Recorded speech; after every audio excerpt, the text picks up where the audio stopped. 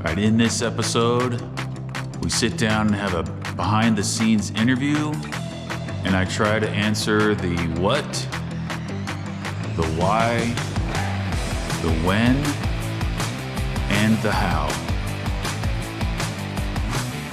Okay, but fast forward to last year, June, July, what temperature? Oh, when I was working in the summer, yeah, dude, it would be, I'd say 95 to 100. I'd close the doors, the garage doors around 10:30, 11. So that helped a little bit, but it would still get pretty, and I'd have to wrap up like around 2. It was just, and when it was, 108, 110 outside.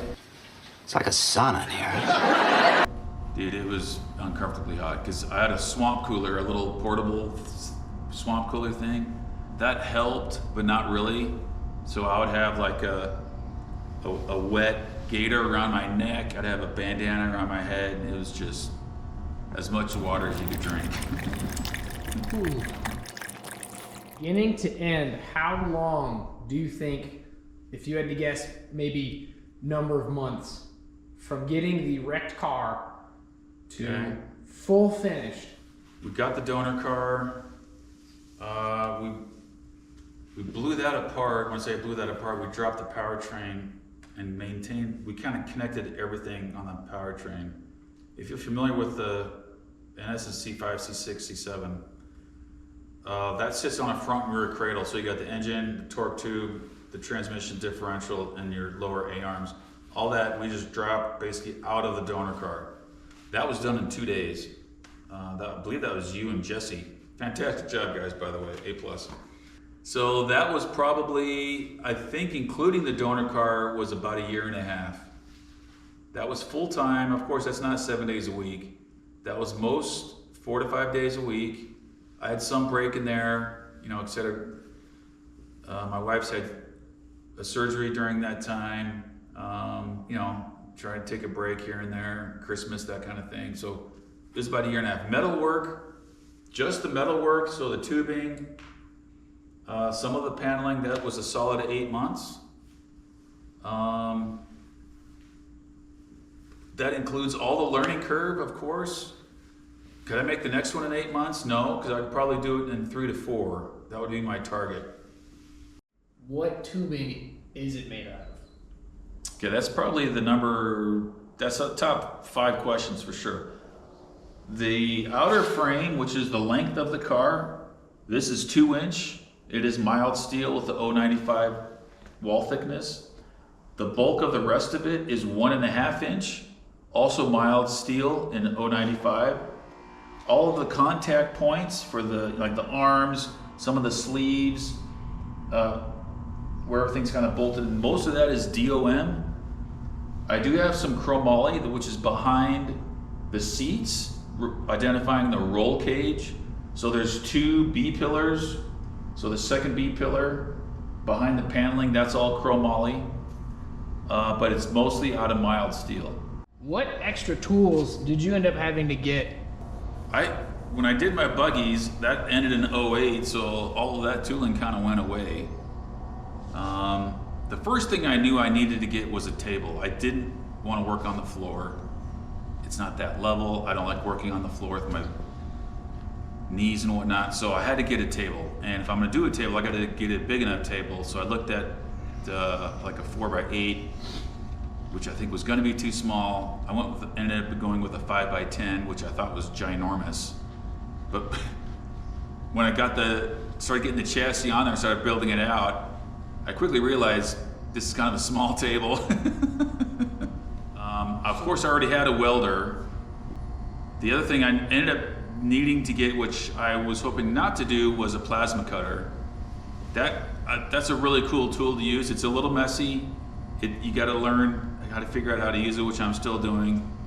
But to get through like the 3/8 1/4-inch stuff, that made it pretty easy to use. It's like hot butter through knife. But the flip side of that on a plasma cutter, if it's not perfectly clean, it takes you quite a while to grind and clean that up.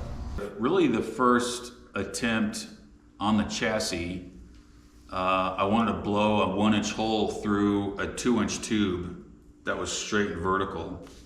It ended up being on just close to a bend on the 2-inch tube, and by the time I got that cut, it was way too big of a hole.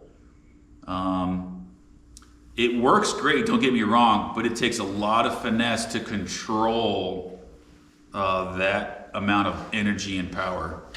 The other tool I used was a notcher, using the bore or saw hole bore, my notcher to get the degrees.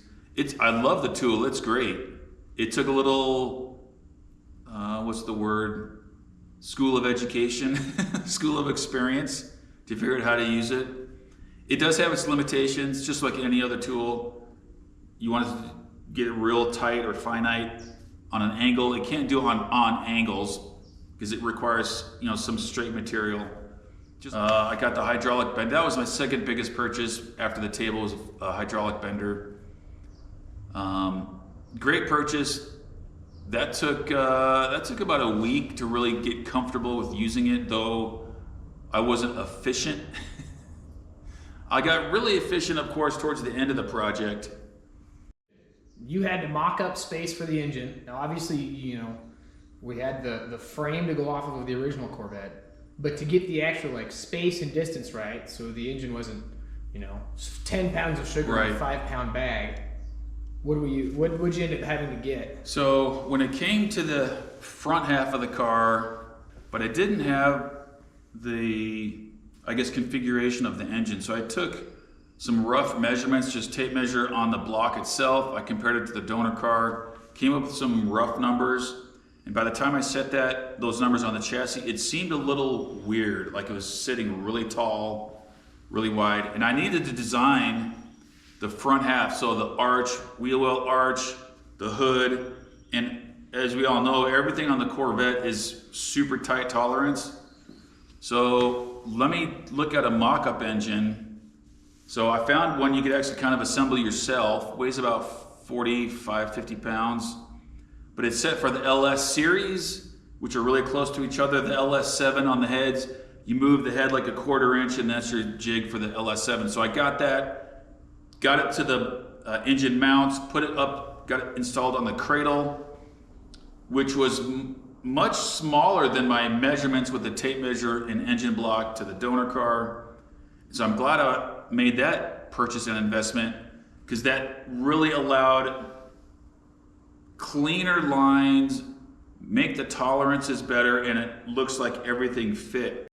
The guy I actually bought it from, it was a kind of a salvage company. They were actually going to build this as a rolling C6 and title it with just a salvage title. So we were able to work out a deal. He basically, I told him what I was doing. He wanted all the parts that I didn't want, because he was able to sell those, like the doors, the panels, inner panels, the rock guards, et cetera, et cetera. So we worked out a pretty good deal. And so the pictures you see of the donor car, which I believe are in episode 2, that's exactly how I got it. It looks kind of rough. It looks, frankly, like a piece of junk, but everything we needed was right there, and it was actually a perfect donor car. And I say perfect donor car because I also needed to scan the frame, and on that car, that frame was actually good. It wasn't bent or warped or twisted. Now, when the CAD work came back, they said, "You realize this isn't a perfect frame." I said, "Well, what do you mean?" He said, "It's off by about 2 millimeters. I'm like, okay, seriously, I'm not gonna sweat, a 2 million, and we could easily fix that on the cam work. There were several frustrations. Minor ones, major ones. I mean, right out of the gate, when I did the outer frame rail, putting this part, which runs the length of the car, putting that together, I had to get the mounting points for the cradles, and those are pretty specific. So you gotta have the right length, you gotta have the right width, you gotta have the right distance from the rear to the front. So I got everything lined up, got my string lines, and I got my levels. This took several hours to get on the table. Okay, here is my first hole. So on the rear cradle, the distance on the front was 1.5 inches wider than the rear, okay? So I found my center line, found my mark. I went from center, I marked 1.5 inches over and drilled my first hole. So that first hole then identified the rest of these 7 other holes. And guess what? Instead of going 1.5 inches, well, I went 1.5 inches over from middle. It should have been 3/4 of an inch, because you have to split the difference, because the 1.5 inches was wider up front to the rear. So right there at the beginning, my mounting point was already off. And I didn't realize that until we sat the outer frame chassis down on the cradles and they weren't fitting. So right out of the gate was an immediate problem. I've been asked, one of the questions is, what was the most challenging? What was the most difficult? I think the most hardest thing was actually committing and going for it. If you see the reveal episode, I believe that's 15, episode 15. That was near and dear to me. A lot of personal challenges. Closing the 33-year-old business, that was difficult to handle. My wife getting breast cancer. I get another question, kind of, what's your favorite thing, or what's been your favorite part? I had this envisioned in my head. I think this is better than what I envisioned it to be. Not that I'm bragging, don't get me wrong, but taking that time and looking particularly to the detail, I think it came out great. My favorite part on this project is either going to be the tail lights.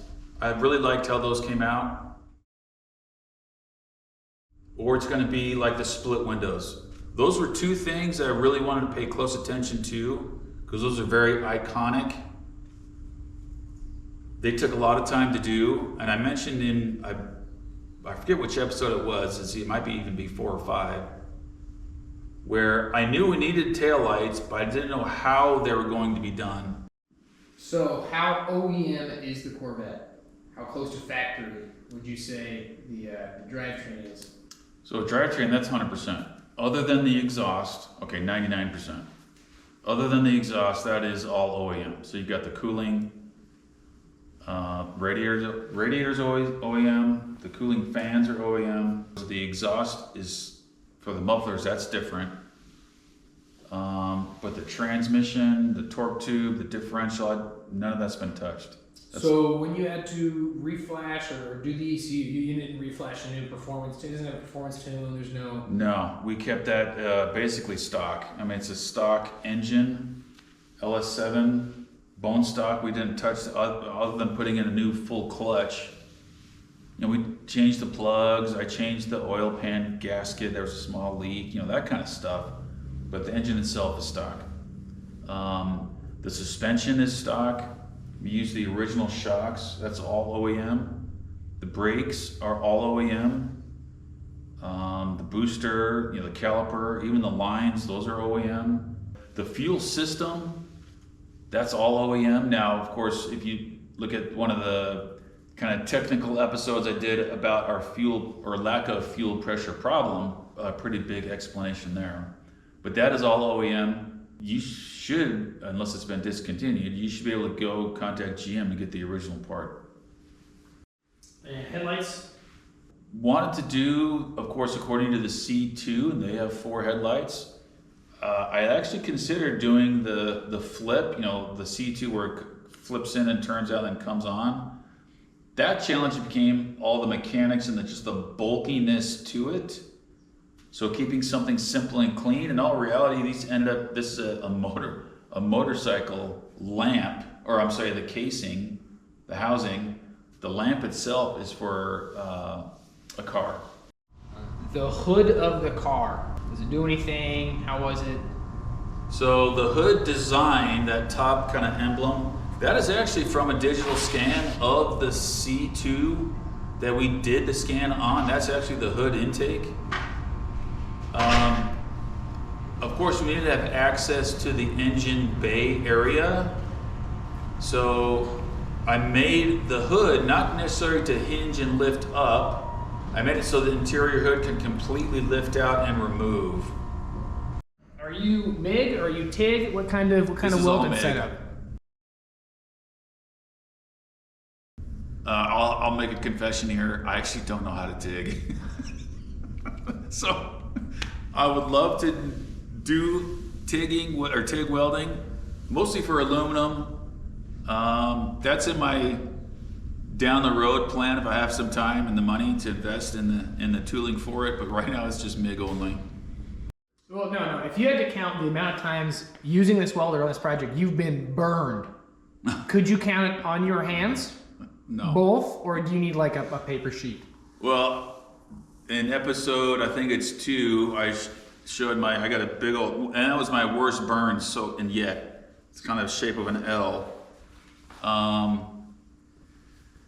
The next probably bad weld, I was in shorts, had my boots on, I'm kind of sitting under the chassis, and I'm welding above me.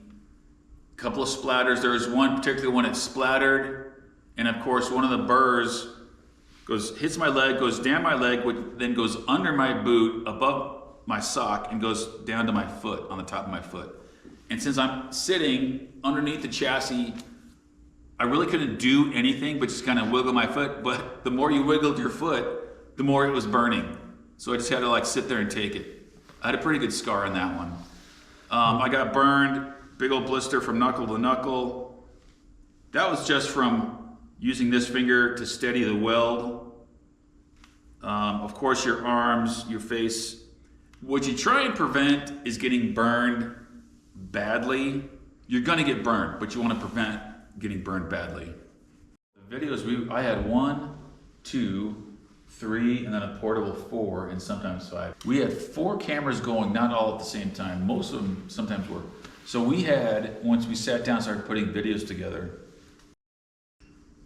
we probably had at least 1,000 hours, if not more, of actual footage. Oy. It was I think we had 3.5 terabytes of data, almost 4 terabytes of data, mountain of stuff. So if you look, you go back and look at the series, I've got, I think 16 episodes of the build series. They range from 6 minutes, to maybe 19 minutes. So we've got, what, an hour and a half-ish of actual video when we actually recorded probably 1,000+ hours. And that's the video world. You're gonna record 2 hours of recording and you're gonna use, 7 minutes of it. But one thing I wanted to keep was keeping it simple and keeping it clean. So if you hopefully didn't notice, you don't see a lot of the electrical wiring. So all the wiring for the headlights, the turn signals, the tail lights, the third brake light, even the dome lights in the cab, I ran that all through the tubing. Now that can only be done after powder coat. So on the design side, I had to incorporate that during the build. So when I'm bending the tube, I ran steel wire as kind of a sleeve to give them a pull wire. And on the inside, I ran if I ran a connecting 2 pipe together, I would run a 1/2 inch sleeve in between there to create that bend to pull the steel wire through. Well, I hope you got a little bit of an insight, my thoughts and experiences. Getting this together, kind of behind the scenes interview, somewhat of a kind of laid back, casual. This is part 1, so stay tuned for part 2. We'll get into more depth, more behind the scenes. Hope you enjoy this. Please leave your comments. Be sure to like, share, and subscribe if you haven't already, and stay tuned for more, and I will see you then.